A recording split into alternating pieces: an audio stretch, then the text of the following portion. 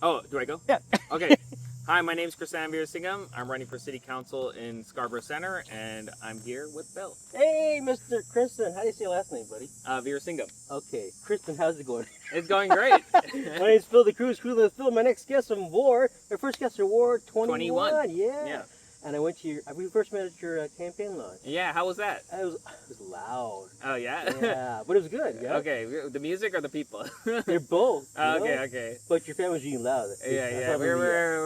We get that a lot. Just where you had your lunch at. Sorry? Where'd you had your lunch at? I had it at Southside Muay Thai Academy, which is near Kennedy and Ellesmere. Yeah. So, great place. That's where you train, right? No, I don't train there. Oh, you don't? I don't know if you can tell, but I'm not a fighter. I'm more of a hopefully I get a emails speaker. about his physique, so. Oh, really? Okay. I just kidding. I guess my reputation precedes me. Oh, yeah, you're good. You've been around. Yeah. So, tell you who you told yourself. You're Ward 21? Yeah, I'm running in Ward 21, Scarborough Center. This is actually where I grew up. I went to school here. My first job was here. Wow. My first job was actually where I was born, Scarborough General Hospital.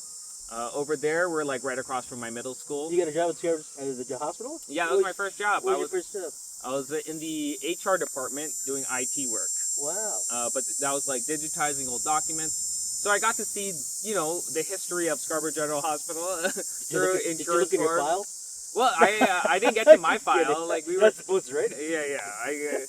I had to sign some like confidentiality stuff, so I don't know how much more I can say, but That's so funny. It's your first time running, right?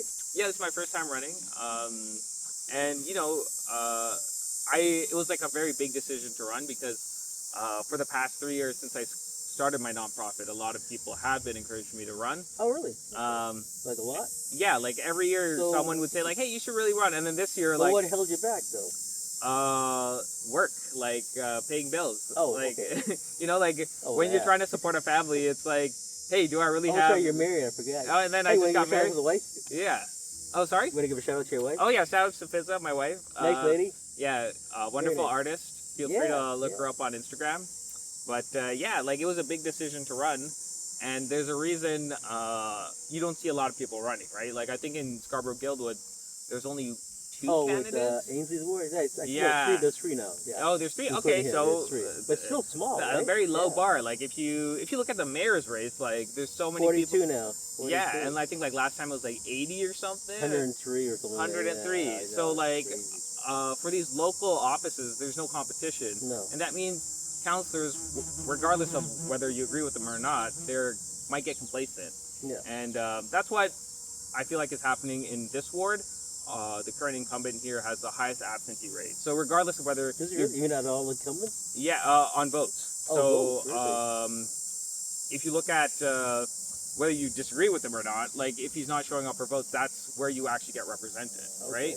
Like city staff can do everything else in terms of like if you call 311 responding to an issue, but if your councillor isn't showing up to vote, then that's an issue. It is an issue. And that's why personally I think there should be term limits, right? You got voted in, right? You should be representing your people, right? Yeah. Yeah, I think like because incumbency has such a big advantage, things like term limits are really important. You believe in that?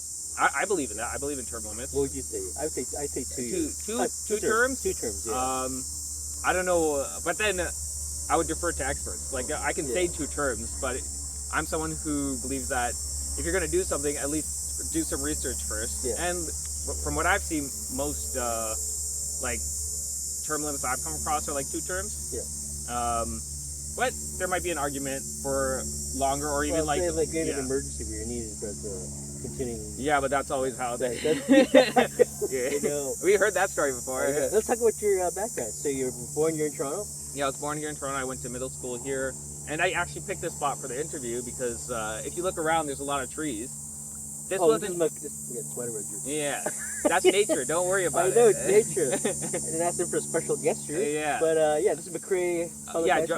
John McCrae. It's on the old McCown Road. Yeah, and I was like looking at me. And this, like, I used to walk to this school, right? And then when I got here, there's no trees here. There's no dog park here. There's no playground. Really? None of this was here when I was in grade 7. So only all field? Yeah, this is all just an empty field. Wow, like right? This weeping willow here. And this is like shade. This is cooling for the neighborhood. Yeah, nice. Scarborough Center is one of the hottest wards in all of Scarborough. Yeah. And if you think about it, like trees play a really important role in cooling a Where you said neighborhood. in your platform, we're the Yeah. hottest, we're the hottest Yeah, word. yeah. And I'm not just talking about the people. That's what that was my way of pitching it. Well, But- that shirt comes. No, I'm kidding. Anyway, I'm just kidding. I know. I'm sorry. I Yeah, well, apologize to the I was at audience. Downsview, right? Hmm. And we did the interview with Lorna. Yeah. And they had the washroom with a couple of trees there, but Mm. it's a big area. Mm. But the way they planned, there's like all single trees. There's not one shady area you can sit at. Yeah, Yeah, yeah. it's kind of funny you mentioned that. Like, Yeah. yeah. It's So really, like sometimes like these planning of that. yeah, this decision 7 years ago had huge ripple impact. In this case, it was really good. Yeah, like they this did a is, really good job. Look at all this. I stayed in this neighborhood partly because of this park. It's like such a wonderful park. Yeah. The playground is used like almost every day. Yeah, and you got these chairs from just down the. Yeah, and then I can walk home. Like, grab oh some yeah, chairs. there's no benches here anymore, right? Yeah. That's Yeah, good. and that's one improvement. We could Yeah, right. have more benches here, especially in the shade, right? Like having a bench in Yeah, the sun like, yeah. They got in the rocks middle of over a there. path. There's a bed. There's Yeah. like stools over there. That's it. Yeah. Yeah. Yeah, So so it's like having like benches in the shade where people can like Like picnics and like. yeah, like like it that. is. I'm surprised that Just being able to sit here is good for your Were there mental benches health. here before? No, the benches were everything here is new. Okay. Like this path wasn't So here. no benches. Yeah, So it's just a big Does field. that come back to incumbent like parks and recreation? Like whether somebody complained about benches or whatever back in the last some years? Yeah. The thing is like your level of response depends on the counselor. Yeah. And maybe there's people who brought it up and maybe they added those benches because of that. Yeah. Right? But there used to be picnic benches here that have Yeah. disappeared. And they've all gone. Yeah. Get So, people don't want people eating outside anymore. yeah. Like But they can eat on the TTC. yeah, but then we want like social spaces, right? Yeah, we want exactly. places where people can leave their house and be with community, and I think that's something that's lacking in Scarborough. And my work has been over the past 5 years trying to create social spaces. Yeah. And you can talk about all these bigger problems in our world, but unless you tackle social isolation and people actually get to know their neighbors, you can't tackle anything, No. right? Any problem in society hasn't been solved by one person, right? It's been maybe one person who's been a leader, but a group of people coming together Yeah. behind them. And combating social isolation creates the environment for those leaders to emerge. And that's what I want to do with my campaign. Oh, good. So let's go back to your background. So you Yeah. went to school here. You got your first job at the hospital. Yeah, I went to school at University of Is Toronto. your mom and dad's here? Yeah, my mom and dad are here. I live with my parents. They live upstairs. I live in the basement. Do you see them? Yeah, every day. Yeah, 100%. I love my parents. I'm kidding. Yeah, like some people. I met your aunt. She's nice. Sister. Oh, yeah. That's your mom's sister? Yeah, Yeah. no, my dad's sister. Your dad's sister? Yeah. So she she's- speaks very highly of you. Yeah. Yeah. So I'm very fortunate with my family where I love them so much. So like some people, they might. Just one kid? For me, oh no. So my parents had 3 boys, both older than me. Okay. One's a doctor in Australia, and the other's Wow. also doing computer science stuff here. So that's my Australia, educational wow. background. That's amazing. Have you gone over there to Australia yet? Yeah, when he graduated med school, it was around the time COVID was wow. happening. So he was working as a doctor when COVID started, Oh, wow. and that was a very high pressure way to Yeah, enter the I can medical imagine. field. Yeah, that's Yeah, all dangerous, eh? yeah, You must have had a lot of worries to your mom and dad. yeah, right? yeah. Especially in the hospital. COVID Yeah. and all. And he's like all the way across the other side of the world, so he's seeing things and he's telling us like, "Hey, you really have to take this seriously." Yeah. Oh, before you came here, right? No, It was- it I was think like it- around the time because like it spread like Yeah. not in equally everywhere, But right? I think Yeah. they shut down before us. I think it was in Australia. Yeah. It's been a while. You- Yeah. It feels like ancient history I at this know, point. no back- We're burning them out. Unfortunately, I know. That's what we we said should too, right? keep Yeah. these tragic events more in our memory because that helps us inform public Okay. policy. So you finished. You got your first job, then you graduated, and then what after that? After that, I wasn't always political, right? I guess you could say that. But after I graduated, I saw that, I was doing well in life, but there's a lot of my peers who were just as capable, maybe more capable, not doing as well, and in my opinion, contributing more to society than the work I was doing, Okay. right? So, like, if you think of nurses, they're someone who saves lives every day, Yeah. and I don't know if you've ever met nurses. You probably have. My sister nurse. But my niece is a nurse. Yeah. you know the hours, Yeah. they're brutal. Oh yeah, 12 hours. Well, yeah. But then I would That's- talk to them, and I'm yeah. like, why are you struggling to afford to live in the city? You're saving people's lives. Exactly. Yeah. And then I got tapped into the housing crisis.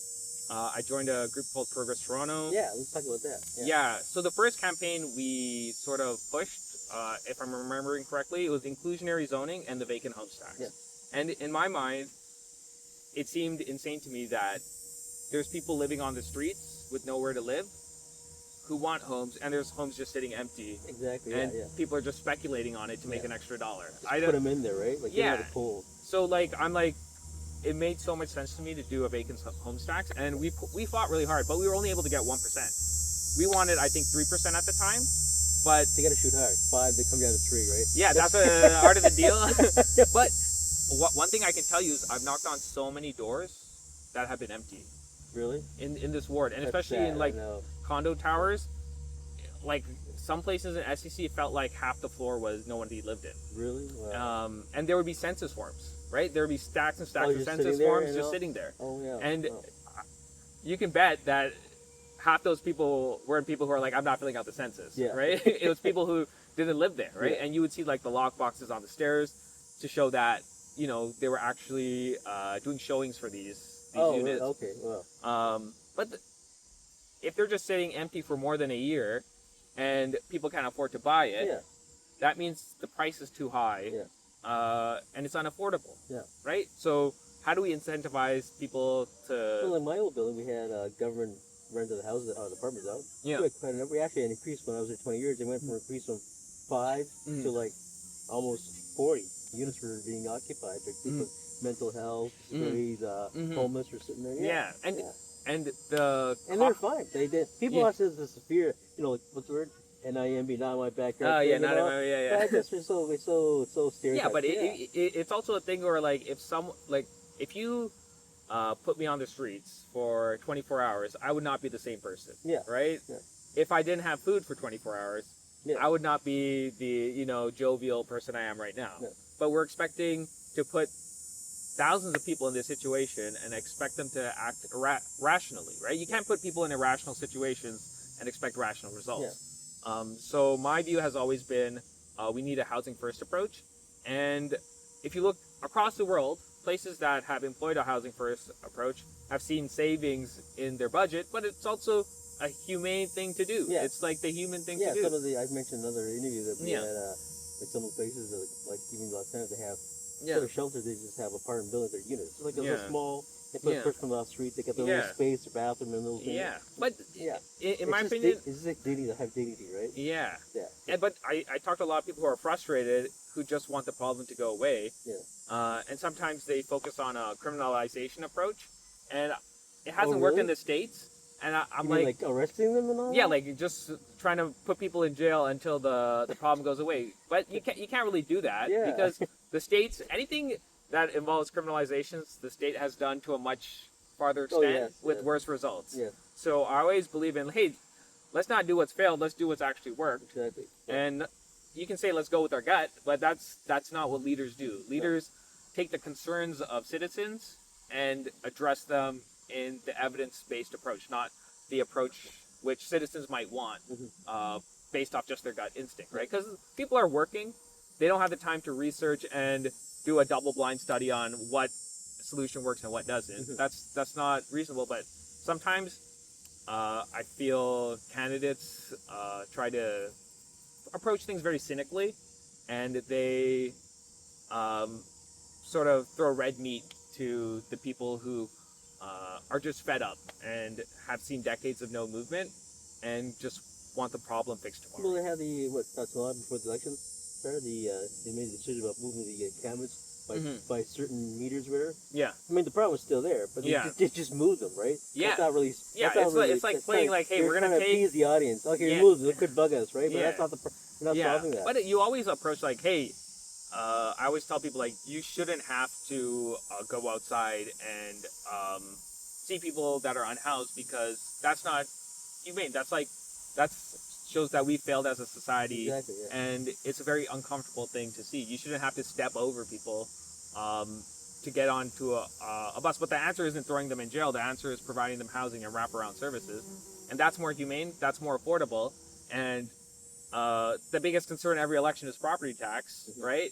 If we want to keep our property taxes low, we can't invest in the most costly solution Exactly. Well, that is last not really a year, solution. that's where Olivia the Child came in. And Yeah, that was already a low tax raise, and yeah, that all that. What makes me laugh is she gets in. yeah, I know her well. I know her family for a long Yeah. time.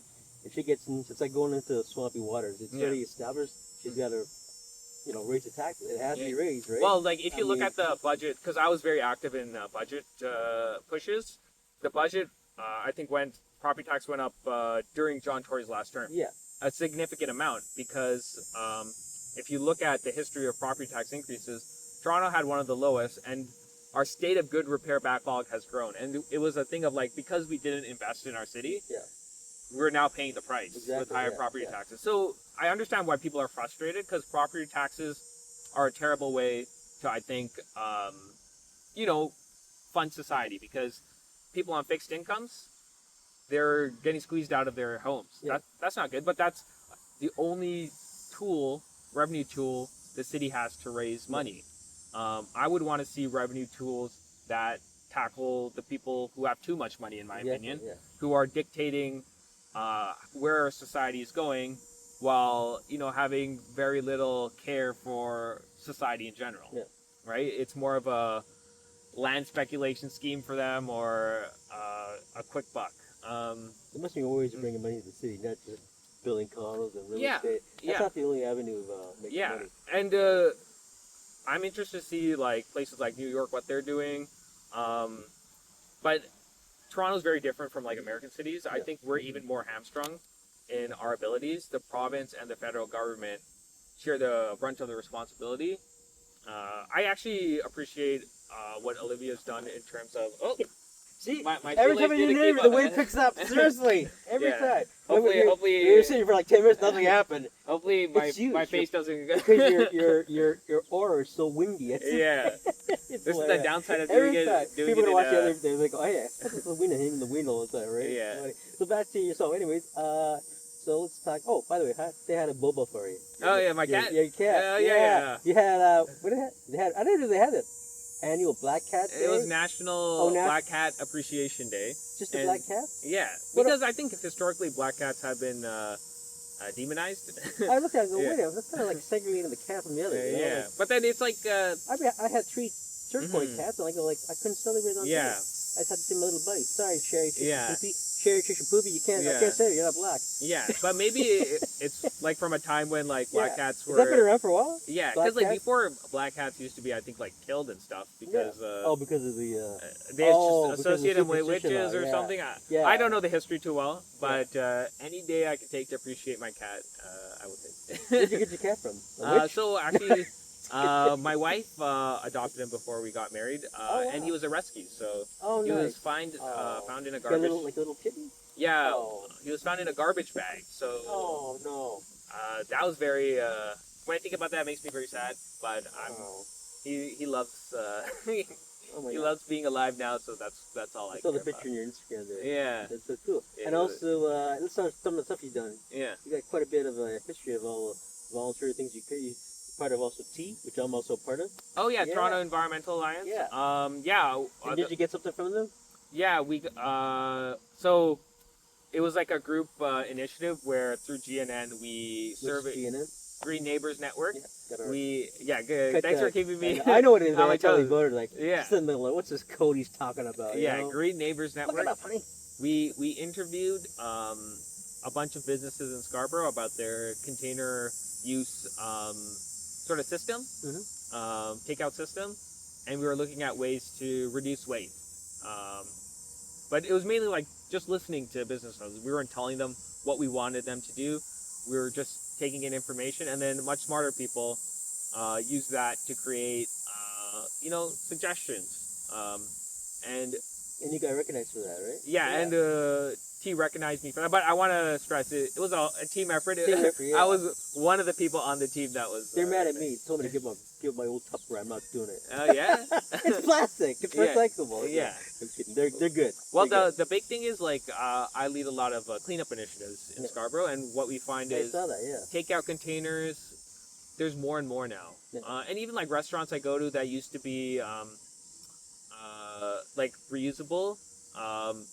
They even when you're dine in, they give you takeout containers, Yeah. and the amount of waste that creates. Are they the plastic ones or the styrofoam? Yeah, but sometimes both. Yeah. Like it depends on the restaurant, but that is a cost we'll eventually all bear, Yeah. right? Like we don't pay for it when we pay for the food, but we pay for it in our property tax dollars, Yeah. in our health, to clean up the mess.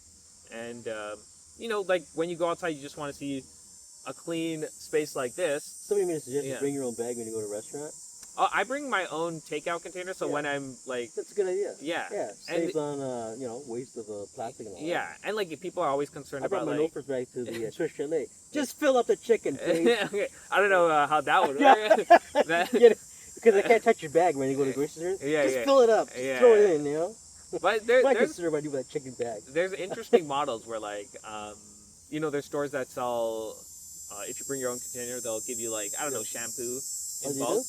But like that's the sort of thing that I think makes more and more sense when you live in like within walking distance, Yeah. where you're like, oh, I'm out of shampoo, I'm just gonna run down and get it from I don't know, the shampoo dispenser. But I want to see like a society where we value ourselves enough to keep our environment clean.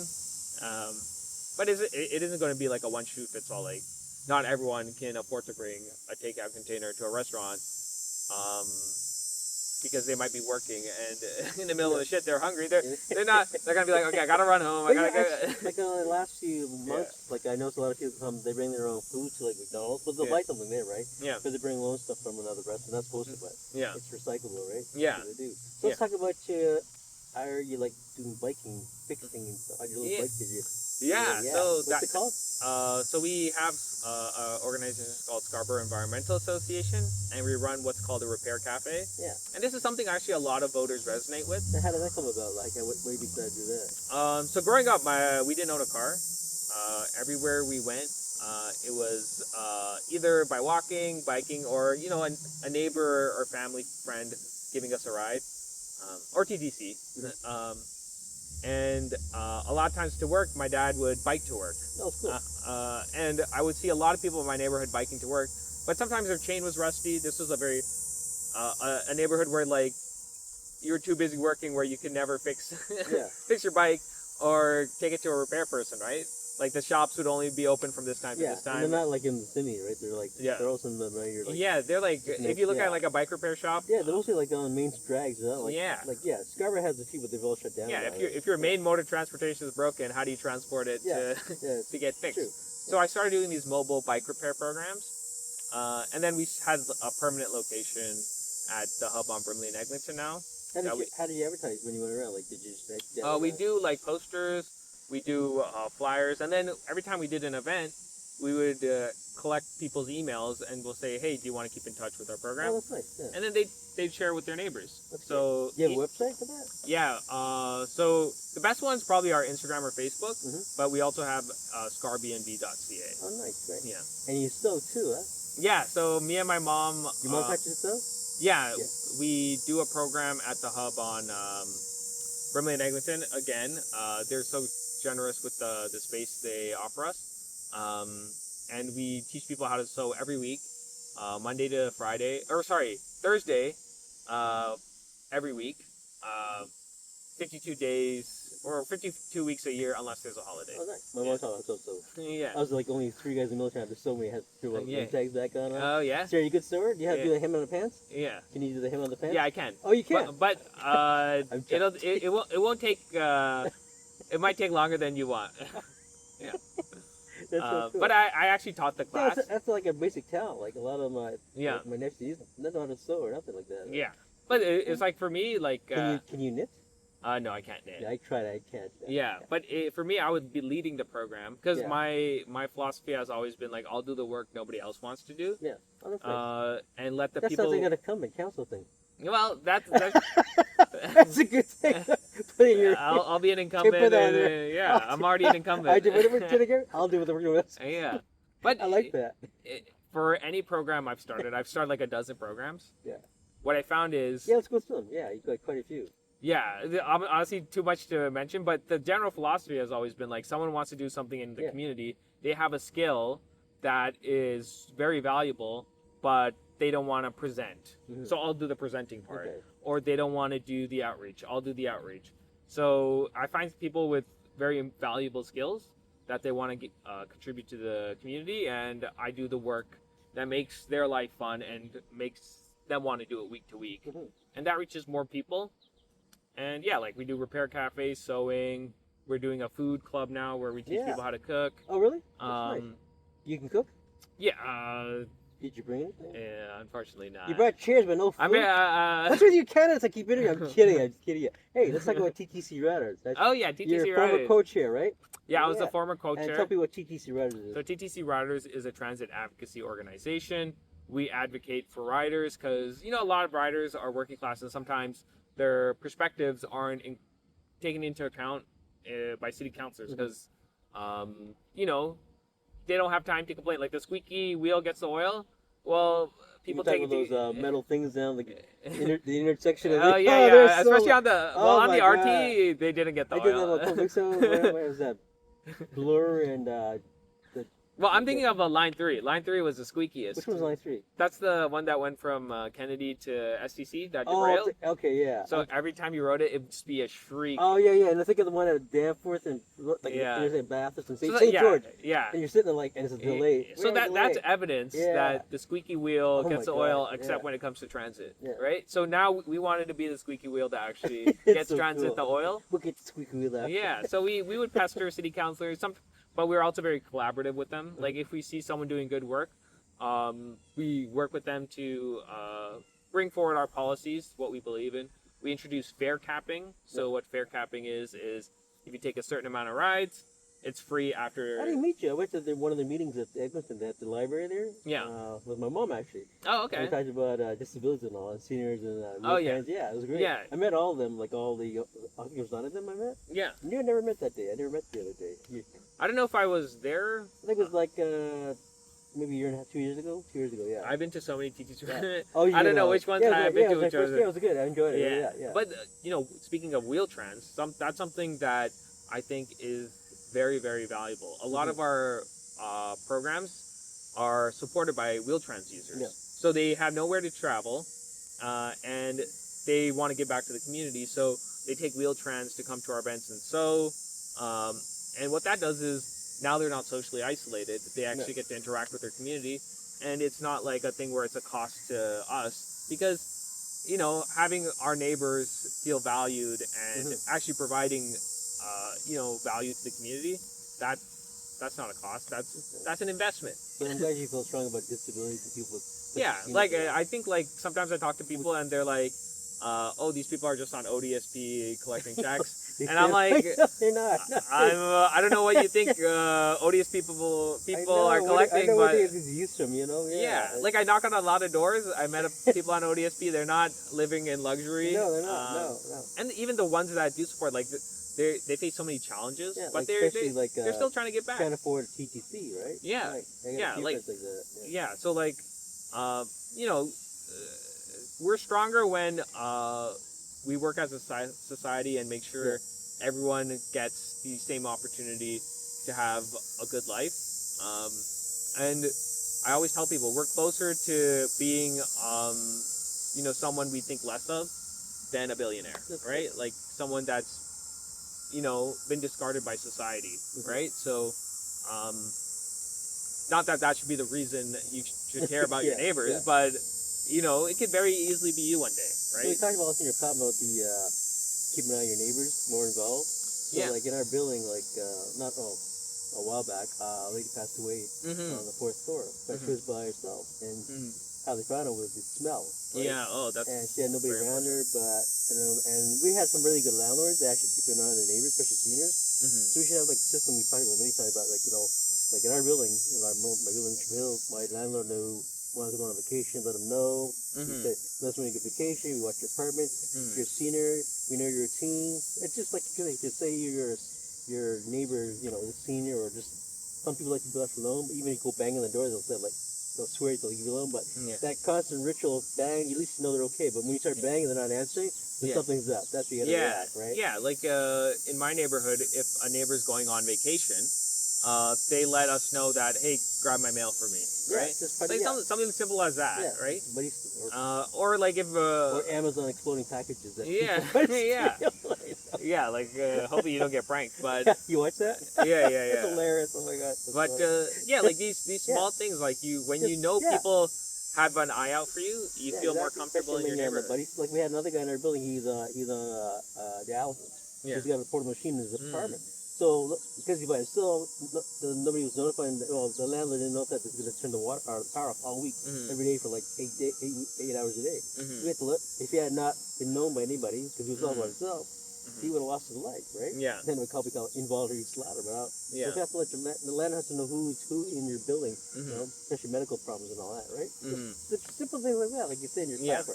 I mean, on your power, like what you said, but you know, they need more accountable landlords. Yeah. Not that they're responsible for everybody's behavior, but you know, if you know who's in your building, you know, yeah, with great power comes great responsibility, right? Yeah. Like, did you get it from Spider-Man? Yeah, of course. I knew it. I got him. He's been doing Spider-Man all morning. Yeah.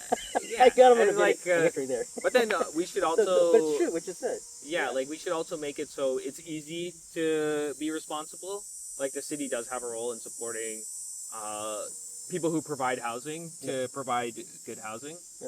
Because if you think about it, like if no one wants to become a landlord, then a lot more units would be on the market. So there is a balance, but I think right now, like I'm seeing the condition a lot of tenants are in, and I think it's way out of whack, right? Yeah. And there's always horror stories. Yeah. And that's why we have the Landlord Tenant Bureau, but that's also backlogged. So making sure that's able to resolve issues in a speedy manner is also important. Yeah. I heard you're a bird watcher. Yeah, I love birds. Yeah, I love it. What's your favorite bird? Let's see. There's so many. I'm partial to blue jays, but they can be very. I don't know. They're very aggressive, yeah. Yeah, but then I don't know. Like a blue bird has always been like, wow, you don't see that. It'd be nice some blue jay become knock. You're in your interview, you know. Yeah. Yeah. I like the cardinal. Yeah. Or robin, like cedar waxwings. Yeah, that's another nice, one because it's a very romantic bird. Yeah. Yeah, it depends on the day you ask me. Like today I say blue jay, tomorrow I'll say cedar waxwing. So you go on like tours and you do like bird watching? Yeah, so we started the bird watching program because a lot of people. And how many groups you got now? Like you say? We do like one every week, and then we do like a bug watch now. So we also do bug watch. That's on your platform. Yeah, that started after I left. Like I was pushing for it when I was heading up. Rare species of bugs or whatever. Or like sometimes like even in my backyard, sometimes I see like something and I'm like, oh, it's a beetle that imitates a bee. Yeah. And I'm like, I thought. So yeah. And it's like unless you're like paying close attention, you don't realize these things are around you. Like even ladybugs, people think it's just one kind of ladybug. There's not. There's more than one ladybug. Yeah, and there's like some that shouldn't be here. There's some that bite. Yeah. But the theory behind that is like a lot of people with mental health, like bring them out into these spaces and common. Yeah, nature's very common. Yeah, right? and then you build habits with them. So like you won't be there to lead them every time, but then showing them this space exists. Yeah, and they come on their own, like and then they know where to go and just like even people not have mental problems, like having a bad day at work. Yeah. People also go to parks, so they go to nature. They see their faces and they just react now. Yeah, and like anxiety is like a big problem right now. So like entering new spaces is difficult for people. Like that's part of the reason why I started my food tour series, because I'm like, there's people who would never enter a specific type of grocery store. So what do you do with the food tours? What do you do with the food tour? How do you do that? So we do it. Like I've only done.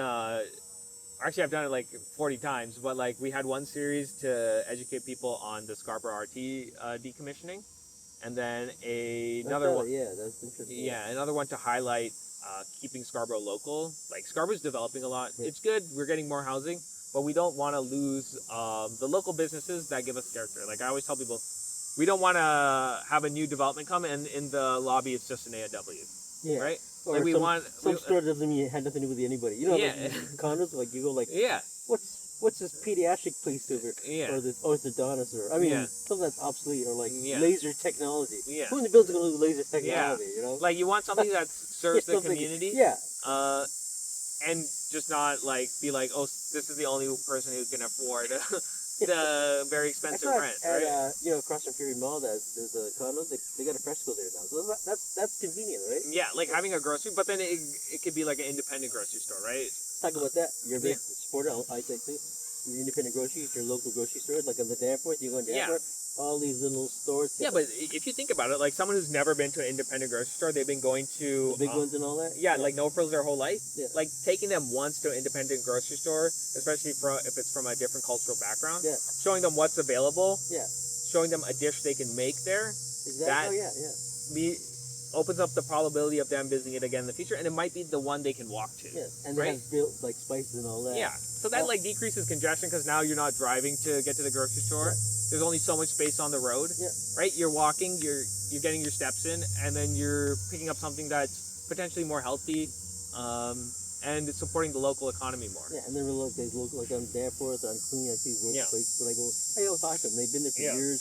They support the community, and they, Yeah. I don't know what kind of sales, but they're all every day they got the swimming out, they bring all the vegetables out, and all Yeah. that, and it's Yeah. and people know it. They're just so familiar to that. Yeah. There's one area I think they took it down for conglomerate big stores, Mhm. and people are so mad, like, where's the store? One guy said, I never buy anything, but I just used to sing it all the time. Yeah. But now he said I was gonna buy one day, but now it's gone. It's Yeah. just kind of like taking it for granted it's there, but it is vital, Yeah, 100%. And these places grew the city of Toronto, right? Yeah, and like there's so many places here that have been here for decades, Yeah. and when a development comes, they're squeezed out and they can't find another place because now rent's so expensive everywhere else. One of the candidates interviewed during the mayor by-election was a guy named Keenan.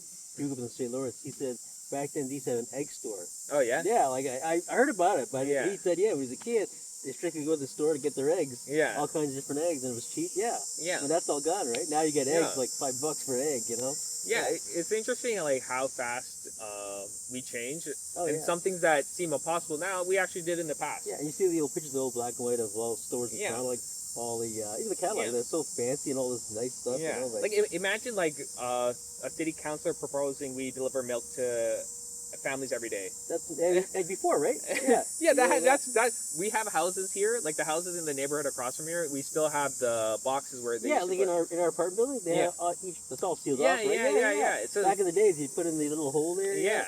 Yeah. And then like if you introduce it now, they call you crazy, right? And I mean, some people mentioned that go back to like bottles. There's less garbage and all that. So Yeah, like a more reusable yeah, system, exactly, and yeah. it saves people more yeah. time. Even 'Cause when you watch the old TV shows like Leave It to Beaver, they have like Yeah. Bewitched to bring the milk to the tree. Yeah. And now those are collector items, right? Yeah. Yeah. Yeah, it might. It's like sometimes it's like people like poo-poo these delivery models, but I think this is my maybe too high-minded idea. But like people are always complaining about what Canada Post is doing, right? Yeah.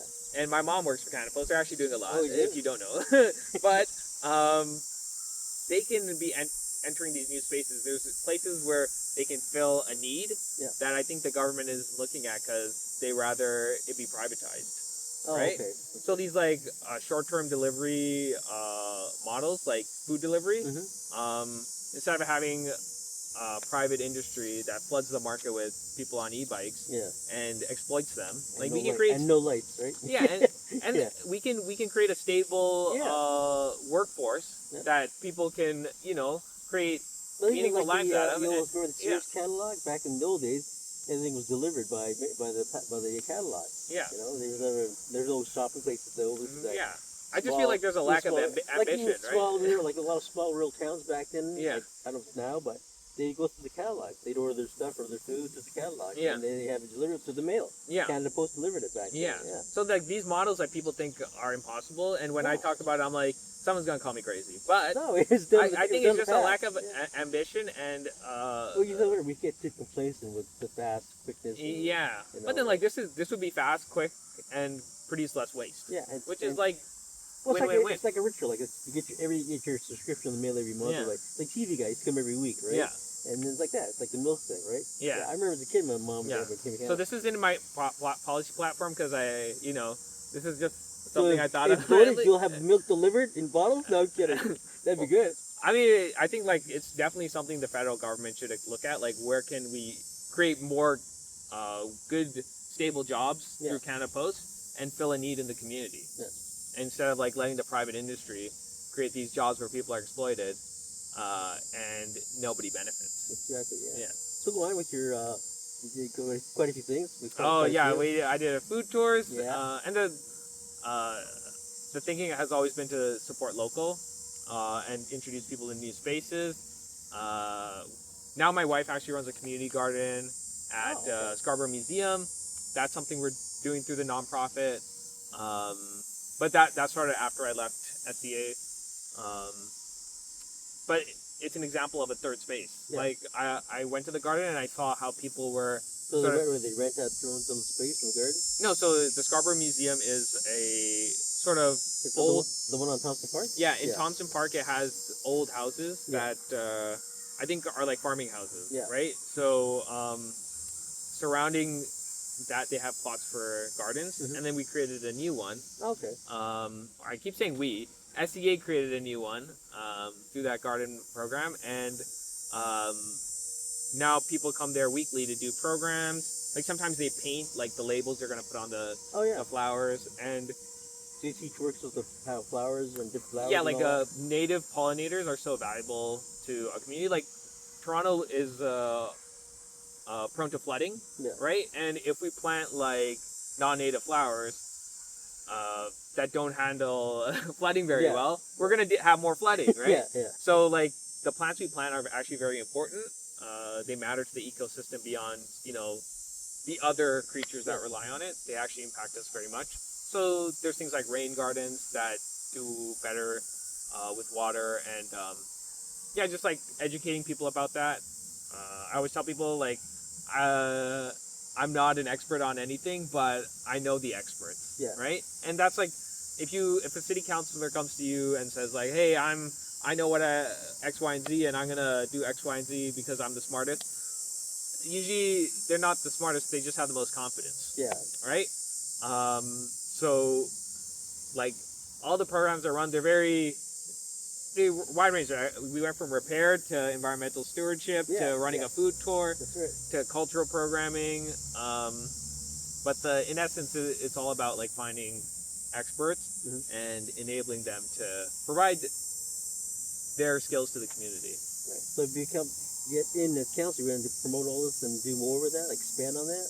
Yeah, 100%. Like the local grocery store map I created, that's something I did to make it easier for people to find. What is that? So it mapped all the local groceries in Scarborough. Oh, you did that, we did, we did some beyond. So how many you say in total would be like right now? 100 and more than 100.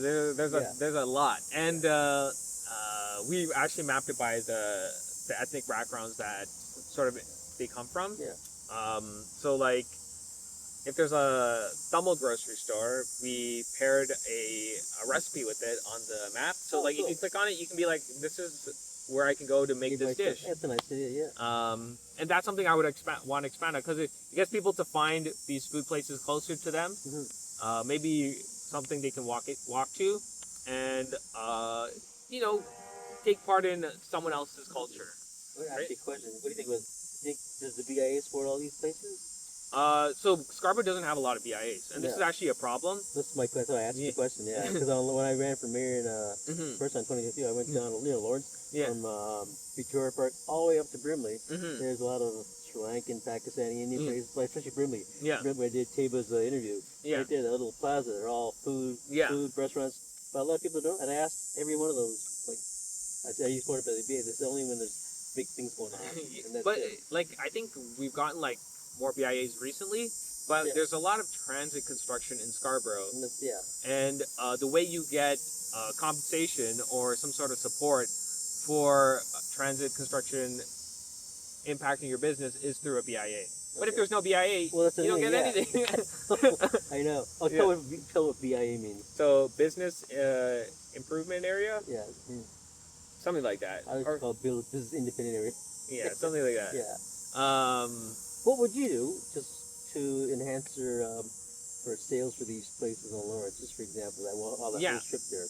Well, like the local grocery store map is one. The food tour is one. I think like there's like Summerlicious that gets people. That's like a really good idea, and I think you can do something similar with grocery stores. Like this summer, here's a dish you can make.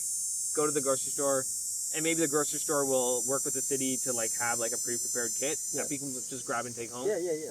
Yeah, and then if they love the dish, they'll be coming back. So weekly. say skip the dishes, skip the products, right? Yeah, like actually, it was inspired by HelloFresh, but I'm like I already have all these ingredients right downstairs. Goodbye stale, right? Yeah. Goodbye stale, Yeah. But then this is how the city can work with independent grocers to provide. Do we have we got a big Indian population here, Bangladesh. Yeah. Do we have specific celebrations of like food festivals?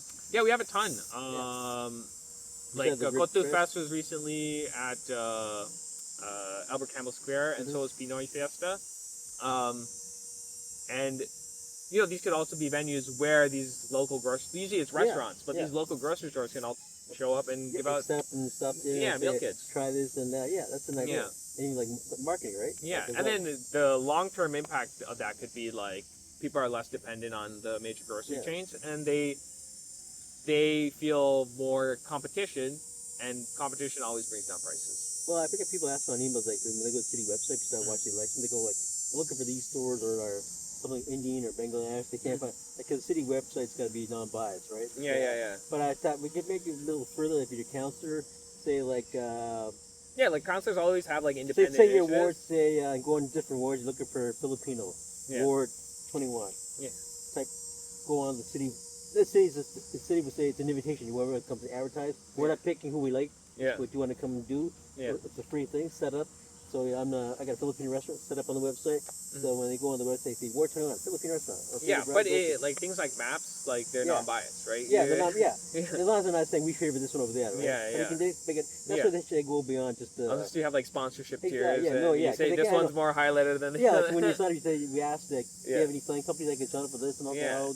We don't do that very good. But even if like I find like I don't wait for the city to do anything, I do it myself. Yeah, exactly. Yeah. And with the city council's resources, I could do the same thing, or I can support a nonprofit like even in to your, do the same thing. like I got quite a few newsletters from councils, like the annual one, monthly, and I'm surprised that like say the logo of the restaurant or whatever they don't put in the newsletter. Yeah. Like just advertise, especially if you're sponsoring an event.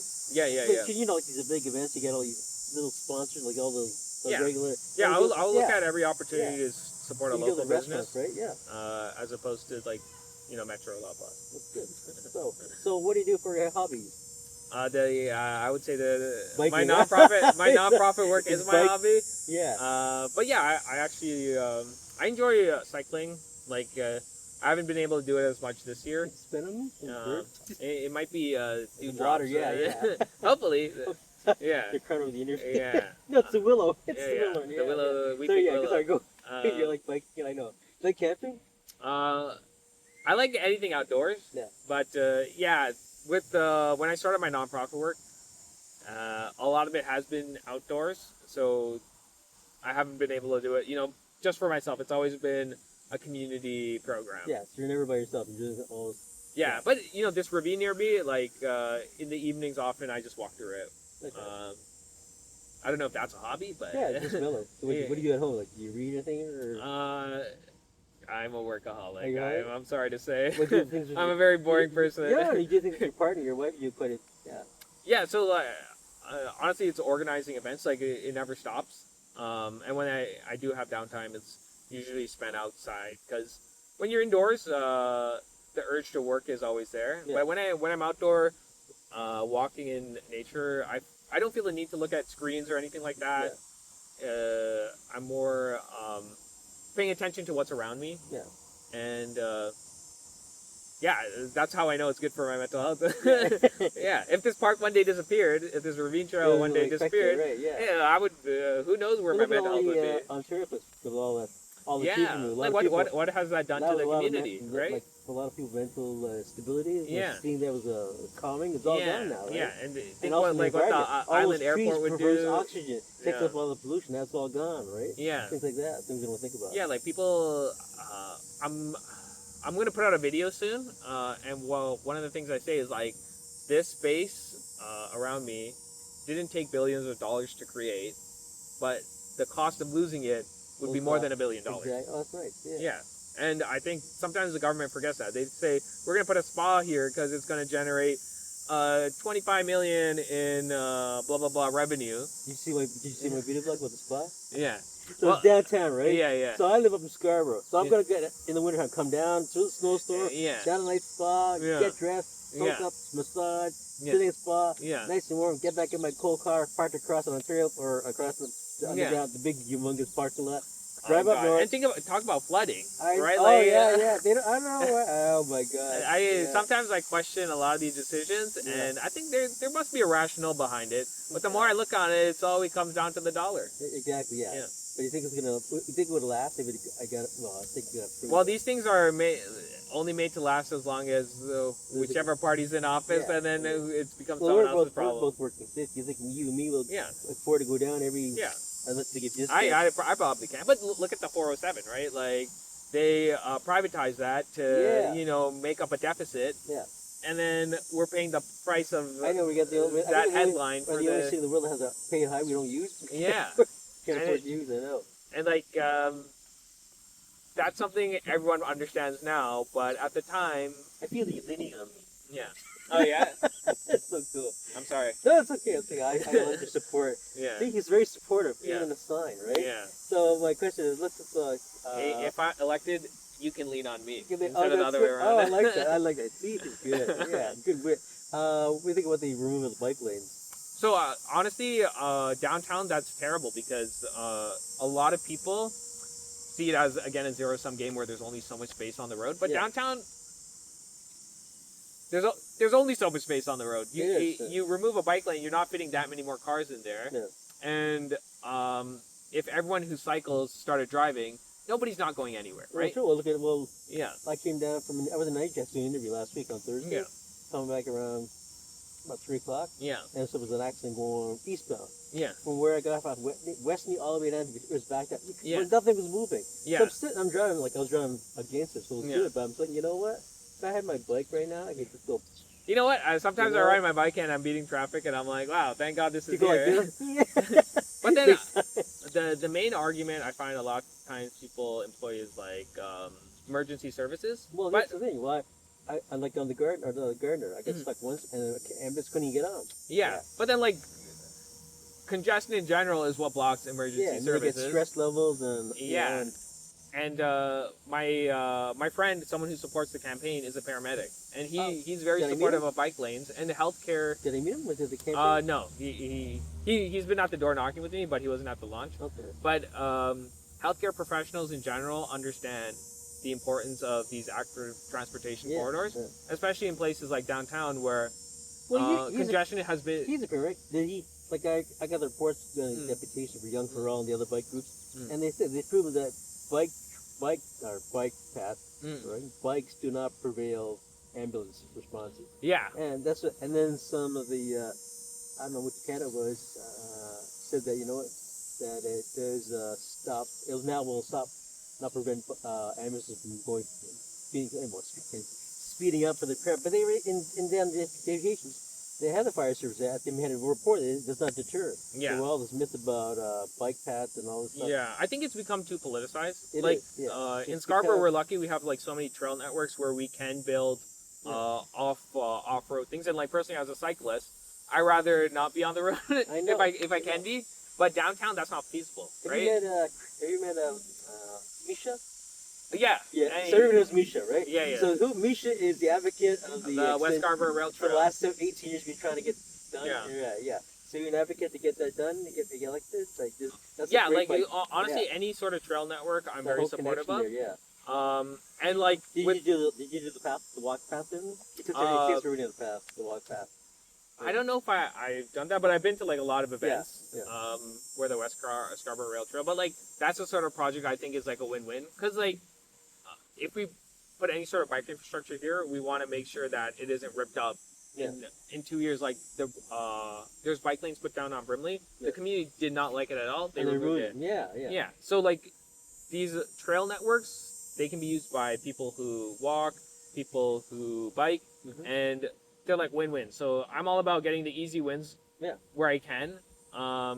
And downtown, this infrastructure is already there. Mhm. People People do use it. We have the city data on that. why are we ripping them up? Because it's I saw the become guy- a political I saw the guy football. on YouTube like Yeah. he's like against bikes. See, I'm with my camera. There's no bikes here. Yeah. So there's the guy behind him saying, "I'm with my camera. You're not moving." Mhm, It's yeah. hilarious, right? Yeah, yeah, and yeah. Sometimes the similar with buses. Like people say, like, oh, this like the bus lanes are useless because Oh, you mean the they red don't see any ones? buses. Yeah. But then if you see a bus stuck in traffic, it's not working, right? Yeah. And buses come like every 10 minutes. Yeah. So yeah, we have to think about this holistically. Like, how do we solve I like congestion? the word holistically. Yeah. Yeah, it's like Like that, yeah. the goal is to solve congestion in the city. We do what works. Yeah. There's only so much. This is a physics problem. There's only so much space in the city Yeah. for vehicles to be on the road. There's a predefined number, right? So everyone who is not in that predefined number, how do we get them moving without feeling like they need to drive, Yeah. right? So we have to make it easier to take the bus, to take transit, to walk, to cycle, and that'll have health benefits Wasn't too. New York now they're charging people driving the city? Yeah, there's Yeah. congestion pricing in New Yeah. York, and it was very unpopular Yeah, I heard at the time, but now people love it, Yeah. right? because there's less traffic, right? Yeah, there's a cost to being stuck in traffic, There and is, and most people realize that, hey, the whatever $5 I'm paying to get into the Well, they city. still have the designated lanes on the highway, like the Yeah. DVP. Yeah. With the cool carpooling, they can go down there. Yeah. So like solutions like that, Yeah. where you're encouraging more people to be in one vehicle and not taking up so much space on the road. Yeah. That's what we need to look at instead of turning it into a culture war. Well, like when I was in Japan, posted in Japan, or bikes is like the major thing. Yeah, you know? yeah. You And see, car, like, you look at it like, and there was no accidents, and they function. yeah, I saw a construction worker in Japan biking to work, Yeah. and Yeah, that you was can't- not out of the norm. Yeah, it's so cool. Yeah, Yeah. but it's just part of the way of life for them, right? But Yeah. if you think about it, it's because they created a society and a transportation system that everyone can use regardless of Yeah. how they want Like to get even around for increase all the- ages, right? Yeah, increase the. There's also now an increase the bike taxis, right? Yeah. Yeah, I remember I was in Taiwan, like taking a taxi. Yeah. Like it's just a guy. It's like the Flintstones. He just uses his feet, Yeah. like the old rickshaw Yeah. and all that. And he was fast. Yeah. Yeah, and it worked. I mean, not it's gonna work here, but I'm just saying, Yeah. like we have a few, like it's expanding. Yeah. My friend Robin Richardson, she was a bike advocate for Young Toronto. She now moved to BC. Yeah. She started her own e-bike thing and all. And yeah, she got a lot of response, a lot of rentals, and she actually took people out and helped them out, especially if they're stuck. You go and help them and replace the bike and all. Yeah. Yeah. And like I think there's like a lot of opportunities in Scarborough for encouraging people to use active transportation, Yeah. like walking, being healthy while moving around. Like the Meadowway is such a big corridor. By having like bike infrastructure just in a few places, Yeah. you can connect all of Scarborough to exactly. an incredible trail network, and it would be like the envy of the world, Yeah. right? I think we need to enable, ourselves to do that, and not see it as like a political football where like it's bike lanes or cars, Like- right? It's like you have to use them in tandem. It's like a war, right? Yes. Like the I goal thought is to it's get kinda rid of funny, I congestion. know. It's not to remove I bike got my lanes friends from or Italy, bring a bike couple lanes of bikes in. from Italy, like, what's with you guys and your bikes? We have no problem here. We Yeah. got the what do you call it? Little Vespas. They Yeah. have Vespas everywhere. Yeah. And they're parked everywhere. When you go downtown, they're parked like Yeah. bikes. Yeah, that's interesting. Like I But think they like look at us and they're like, what's in your bike boards? yeah, and like Vespas take up very little They space. think Torontonians are afraid to use bikes. It's Yeah. hilarious. Just 300%. Yeah. You know, like even the whole parking infrastructure. My Yeah, friend- sometimes you go on vacation and to look at another us, place. Yeah, they're thinking how you, like my friend from Cairo, Egypt, my friend Ahmed, he goes like, I Yeah. have to explain why we get parking tickets. Why? Yeah. Why we park where we want? I said, Yeah. no, not in Toronto. Yeah. No, like, what are your insurance? You get a ticket Yeah. for speeding on a bike? Yeah. Or no, on a car? I go, why? He goes, I have to explain it to him, like, why? Yeah. Because the city needs to make money. Yeah. You know, it's But- just funny how we're looked at. You A know? funny insight I had is like some people complain about changes we're making in Toronto to make it more walkable and stuff. No. Because to them it's changed. But if you look at places where Canadians love to vacation, it's resorts like resorts in Cuba No. or South America, and if you think about it, these resorts, they're walkable communities. Yeah, that's You can right. get all your services in one place, Yeah. and that's why you love it, right? That's why I love it. It's like zero stress. Food is one Yeah. place. The pharmacy is one place. And Like when I go to Yeah. the library, do my when I use the library, my merit at Park and Mall. Mm. McDonald's there, Tim Hortons, the mall there. Yeah. You know, the grocery stores, Metro, it's all. Yeah. Like I like that area. When I go and hang out, I can buy everything, get everything Yeah. done one day, Yeah. and not have to go anywhere. Yeah. I'm just walking, right? Yeah. Things like they say the malls are dying, but I don't think so. Yeah. Some of them, like Warden Woods, they got rid of that. Yeah. You know, But I think like you need to create a community around a mall, Yeah, like you right? said, And the that's local why I like grocery the store, Scarborough secondary plan is Yeah. bringing density to a place Yeah. where there's already so much infrastructure for people to shop and get their daily kind essentials. of like going back to the days of bringing the mom and pop stores, bringing up like supporting like community. Yeah. We go for Little Portugal, Danforth, you know, Greek. Town, all Yeah, that. yeah. These are the It's like the these mini. immigrants came here. They support Yeah. like Lawrence. You Mm. can go like when my parents came here in '66. I don't know when you guys came here. We came. There was no spices. You couldn't buy nothing. There's nothing. Like they had to go down China A to get time all this. before spices. Yeah, like It you sounds couldn't. horrible. You couldn't even find any. There's no needed food. No, Yeah. so like you couldn't. There's nothing right. Yeah. Like that was taken for granted, right? Yeah, yeah. But like that one community in Lawrence, I love going there because you can find Yeah. everything you want. Yeah. But back then, like my mom like came from India, but like my mom likes cooking Irish and Indian cooking. Like Yeah. you have to go to China and get all that, the old China, not the Yeah. new one, but the old way back. Like, Yeah. get all this, yeah. But now it's like changed. If you got Yeah. more, and even the grocery stores, you know, like I think it was No Frills that was the first to actually accommodate different nationalities, like Yeah, you yeah. know, like the Because Tamil. their market was there. And and they made, you know what? And nobody, people made fun of them, like the other Yeah. grocery stores, and they were the Yeah. leader, and they started like, Yeah. especially for like Ramadan, Yeah. that old, you know, you see all the stuff. Yeah, yeah. And now they're making tons of money because people are buying that, and then they get more stuff. Like Yeah. they have specialty stores, but you know they saw the market, and like that's Yeah. a clear example of like seeking the audience, right? Yeah. Like our cigar, we got a big unique Yeah. audience. Build it and they will come, or you build it where they are. Field of Dreams. Yeah.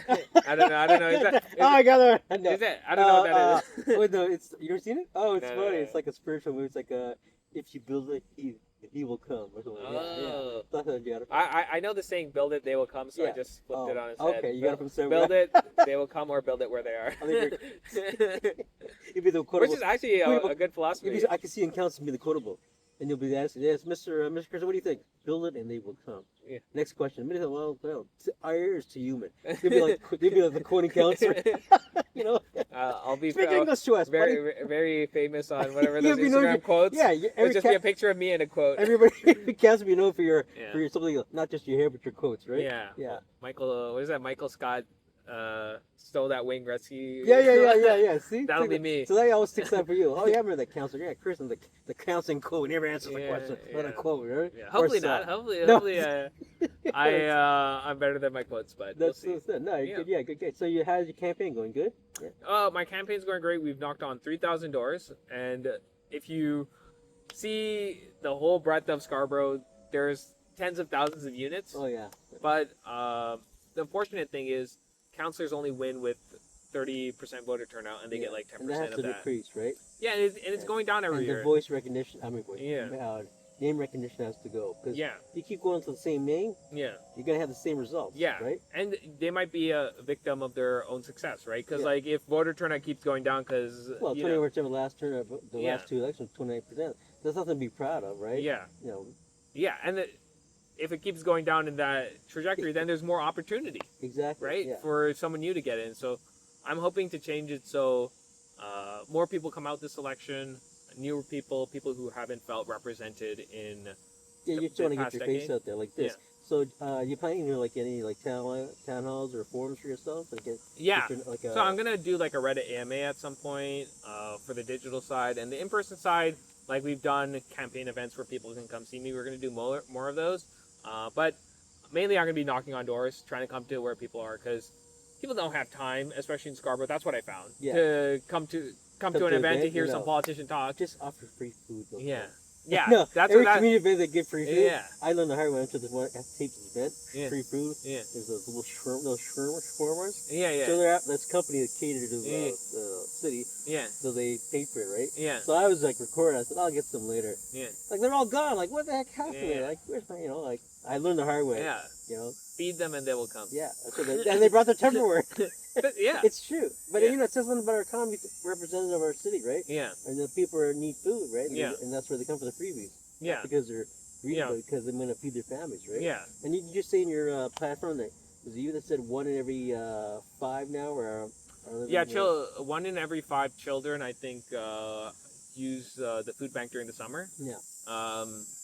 In Scarborough, and that's a statistic that I almost don't believe, because I'm like, it's shocking how bad it is, right? Yeah. But the food banks have been ringing the alarm for almost a decade now, longer, and politicians are still more than just happy to come and get a photo op. Yeah. But will they ever do anything about the food insecurity crisis? Well, no, because they get more votes from showing up to the photo op than addressing the problem. You mean put stuff in the bag, and have my kumbaya moment, all the writing. And we get the community together. We're working together.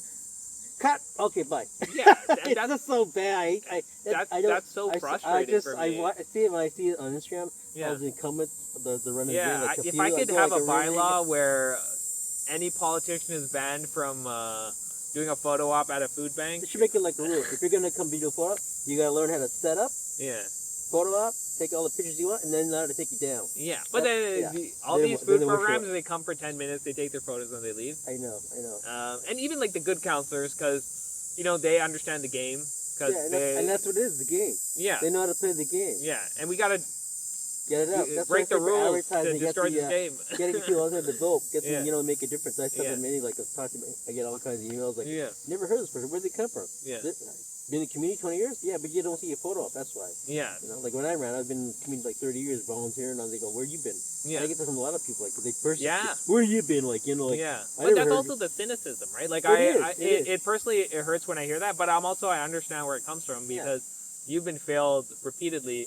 And I always say, like, hey, don't judge me by what I'm telling you at the door. Judge me by my actions. Exactly, yeah. And regardless of if you vote for me or not at this point, regardless of if I get into office or not, I'm still going to be doing the same work. Same thing you've been doing before, right? Yeah. So you've been doing before, if you get in, and you'll do it after, right? And during, right? And then if I don't get in, I'll do the same work. Same work, right? The power isn't the reason I want to run for office. It's the change I can make. And I can make less change outside of city council, but I'm still going to make that change. Yeah, I want to interview one of the candidates said about I don't want to become you are a celebrity right now, but now you're on the picture, you're on the news, you're as soon as you start running, you're a celebrity, meaning like you're going to be known. Yeah. And I don't know if you got a lot of phone calls or emails like, can you help me, Chris? I'm in a situation. That'll increase to like I did myself, like even after you finish running, whatever, or before you go like, hey, he's running, you can help me out. Yeah. That's the best part of running, like you get your name out there and people. Yeah, I'm already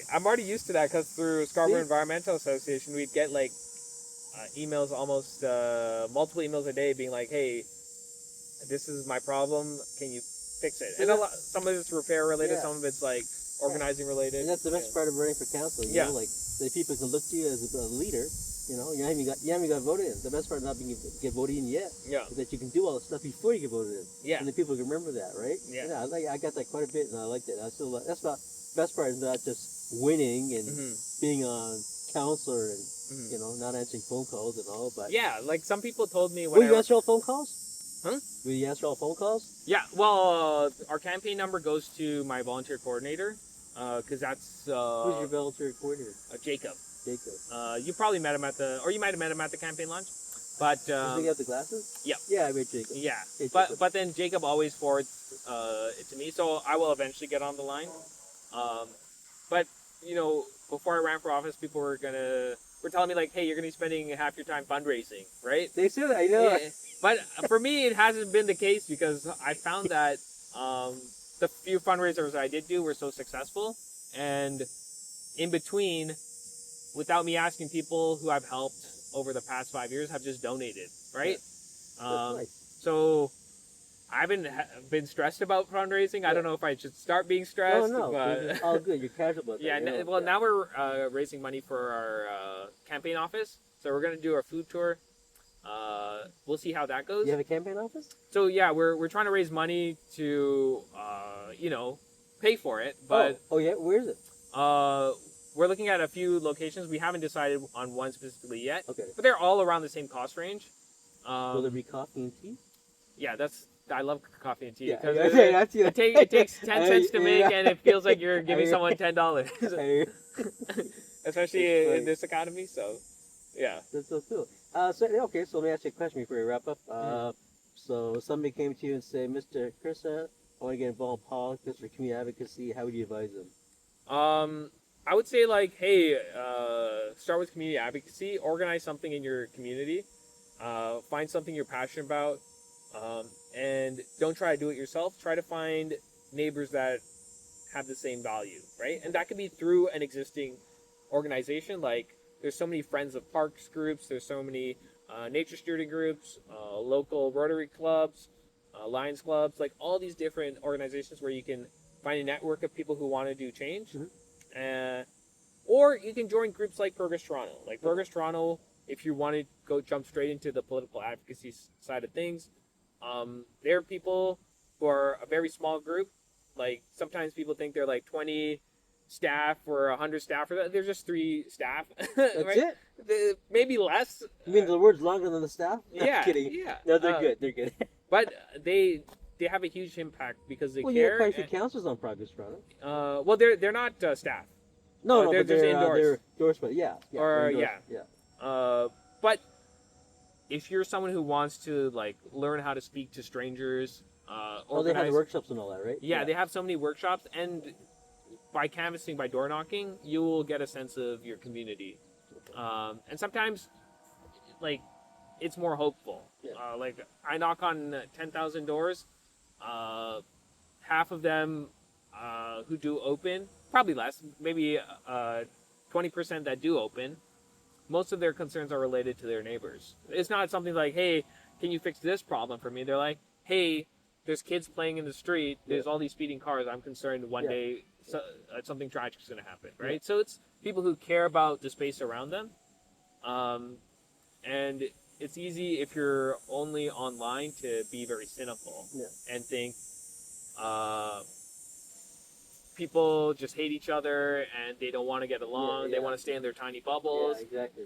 They like drivers just want to destroy all the bike lanes, and everyone who rides a bike wants to key a car or something. Like that's the vibe online. Yeah. But when you talk to people, they're like, hey, like I drive, but my partner bikes to get to work or takes transit to get to work. I want to make sure the street is safe for everybody. Okay. Right? And I was gonna ask you, you're part of TTC. Are you gonna be able to take the survey since you're a former TTC guy? the survey? Yeah. I think everyone can take the survey, but because it's like a pledge, Yeah. my understanding is it'll be like non-biased because like you're either agreeing with the statement or Or you're not. not, Yeah. and then the people can make up their mind. This It's is not good. like they're gonna ask me a different set of questions or ask me to sign a different set of pledges, yeah, like the advocacy groups I've been a part of are very good in where they take their commitment seriously. So there's like people ask me like, oh, what's going on with TTC Riders? And I'm like, I have no idea. I haven't attended any meetings. I don't even. You'll see the name on your platform. Yeah. Former coach. Yeah. TTC Rudders. Yeah. So they associate. I'll be like, he's got the inside scoop and all that. Yeah. So my last question for you is, with all your community work, you remember the first time, way back, that somebody came and said, Mr. Krissan, thanks for inspiring me, a good guy. I've done this because of your inspiration. You ever had that experience? Honestly, I think maybe my wife gets that more than me. Oh, really? Because they're like, is she running for council? no. Well, she's endorsing me, so Yeah, I got that good. endorsement. I saw that, yeah. It's okay. Yeah, but like a lot of people, we try to be an incubator. So there's a lot of people who've never run an event before, and they tell me at the end of like whatever event they run, I would never have done this if you didn't provide me the environment. That's right. And there's like hundreds of people in Toronto just like that. So what's the feeling inside when you hear that? I'm doing the right thing. I'm like before you're sure, like you're spending all this energy doing something, you're like, is it making an impact? Yeah, And when and it is making an impact. it affirms. And you're making an impact by just what you're doing, right? Yeah, You know, I hope all so. this- Yeah, I think so. Yeah. Okay, so I got your endorsement. Oh, I know, yeah. Oh, you put us on fire. I knew it. We talked about this before the election. You know, I can't do that, right? Because I'm gotta be nonpartisan with all the stuff going on. Yeah, because I've been there myself. Yeah. But if you get in, that'd be great. Yeah. I know you're all good. All you guys are good. Like, I'll do whatever I can. Like I just did my video blog. Whatever I got my people out there. Yeah. Any way you can support you guys, any of you, all you can, to get it, the Getty in there. Yeah. And my dream would be not one incumbent would win. Yeah, we need term limits. Exactly. So we're on And the that's same what I'm boat on that. So anyways, I'm gonna go to the camera, and you're gonna look at the camera and say thank you, and you tell the camera why you should vote for Mr. Krishan, if not for the hair, for the personality, right? Yeah. Okay, so go ahead. Thank you for Phil for honestly this amazing interview. And if you want to vote for someone who wants to build Scarborough for all together, then vote for me. Thank you. Nice and short. Thank you so much, sir.